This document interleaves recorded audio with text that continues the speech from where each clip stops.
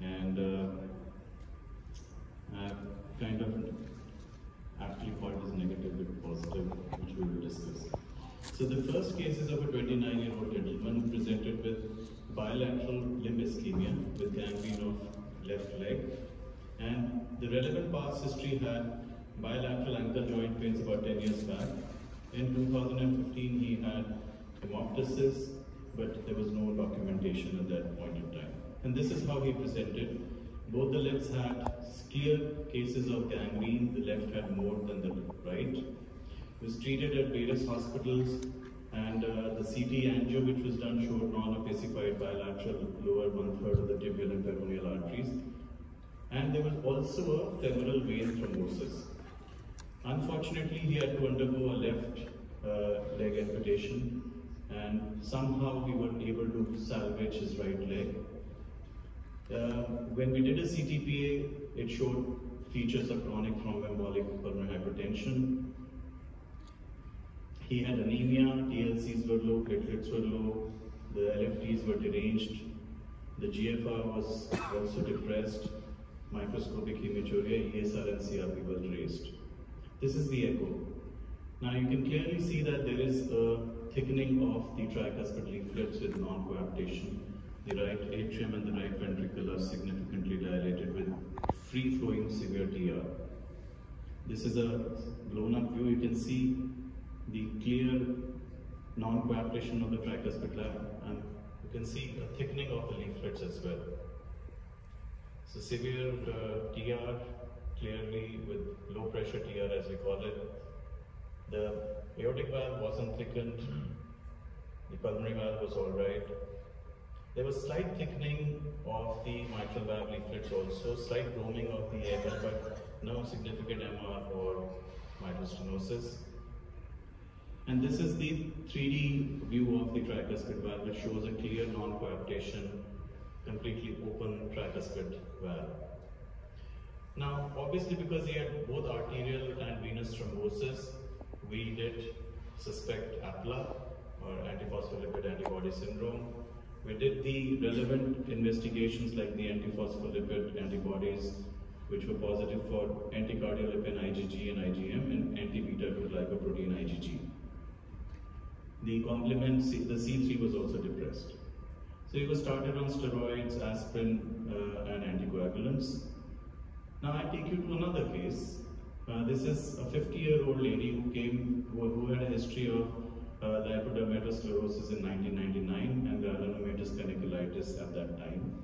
In 2012, she comes after many years, and this time she has an SVC, innominate vein thrombosis, and she was put on dabigatran. Now she presents again after a few years with recurrent superficial thrombophlebitis, TIA, and this is the echo which is done. Now this is a transesophageal image, so you can see a huge thickening and sort of a thrombus-laden AML. I'll show you a few more pictures. You can see that there is significant thrombosis, the thrombus formation on the AML. There is some restriction of the mitral inflow, and hardly a mild MR or so. This is another view. This is the zoomed up view of that same mitral valve, predominantly affecting the AML. There is slight thickening of the aortic valve as well with mild AR. You can see this in the on-fast view of the aortic valve. And this is the 3D picture of the same. So you can see that this is the thrombus which is there on the AML. This is the aorta here in the 12 o'clock position. You can actually see here, this is the aortic valve here. You can see thickening of the aortic valve. So this is a blown up view showing the thrombus at this point in time. So we again suspected APLA, APS, and thrombophilia profile was sent, but it came out to be negative. Even earlier it was negative. Now, to diagnose antiphospholipid syndrome or APS, you have to have one clinical evidence of vascular thrombosis or pregnancy comorbidity, and of course, lupus anticoagulant, anticardiolipin antibody, or anti-beta to glycoprotein. These are the three antibodies which are regularly tested for APS. So according to the updated Sapporo classification, you have to have evidence of clinical criteria of vascular thrombosis of either an arterial, venous or a small vessel disease, either a pregnancy morbidity like a fetal death or premature birth before 34 weeks, or 3 consecutive fetal losses, and of course lab criteria of these 3, either of the 2 or more, at least 12 weeks apart.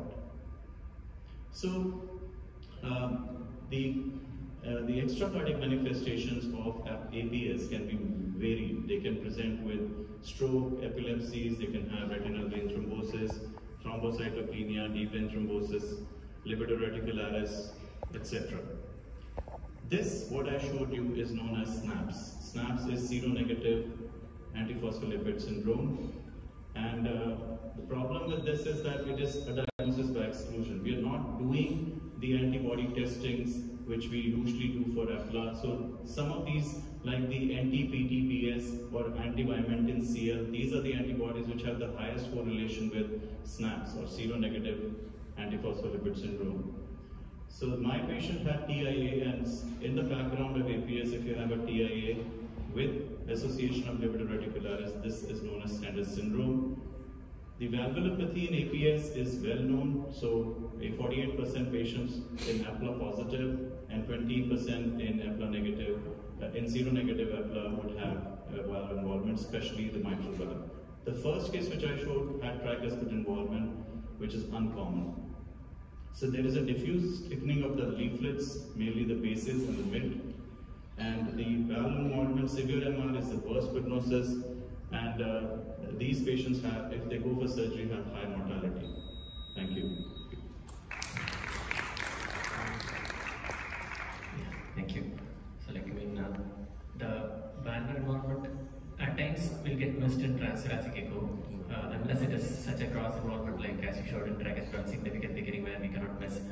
But subtle mitral valve involvement, leaflet tip alone is thickened, we just tend to miss, or just brand this as probable dramatic and just leave it. So it is good to have a lower threshold for doing a transesophageal echo so that we can identify the morphology of the valve involvement, where the probable kissing vegetation, where the contact point of both A1 and P1 tip likely to have significant involvement as it is shown in this case. We tend to see a lot of such findings in patients who are being referred for cryptogenic CDA for evaluation. Ruled out for PFO, they would have said, but I mean, we will see this kind of findings. So it's good to have a high degree of suspicion to diagnose these kind of valve involvements, which is, as you said, it is close to 50% in APLA. Any comments or questions? In fact, a lot of young patients who come to us with cryptogenic stroke, exactly. you do, where the threshold for doing T in them is very low. So you come up with a lot of patients who have NBD, have the similar thickening, and that could be one of the causes. No, I think you are absolutely right. First thing is, both rheumatic heart disease and APLA-associated valvopathy more common in women, and they are also in the same age group. Quite often, if it is not a mitral stenosis commissural fusion or subvalvular thickening, APLA-related valvulopathy is missed as rheumatic heart disease. Okay. That's number one thing. But the natural course is very different of the two entities. Having an insignificant mitral ligation, 1 or 2 nodules, rheumatic heart is benign, but not benign in APLA. The second thing is, more often than not, APLA is a multivalvular disease. You have to carefully look for even pulmonary valve, aortic valve, and other valves also. And third, potential for thromboembolism is pretty high. And you rightly said that I think the threshold for doing T in this case should be really very, very low. Because what looks like a small speck nodule really turns out to be a well-formed thrombus or a non-bacterial vegetation on transesophageal. Actually, the idea of showing this is that if you have an APLA antibodies negative, that doesn't mean that the patient doesn't have antiphospholipid syndrome, because we're not really testing for those atypical antibodies, which I feel should be part of the repertoire of lab nowadays, because we're picking up a lot of SNAPs in our clinical practice. Okay. Thank you. So, and the first case when you treated them with rivaroxaban, Is it acceptable anticoagulant in APLA?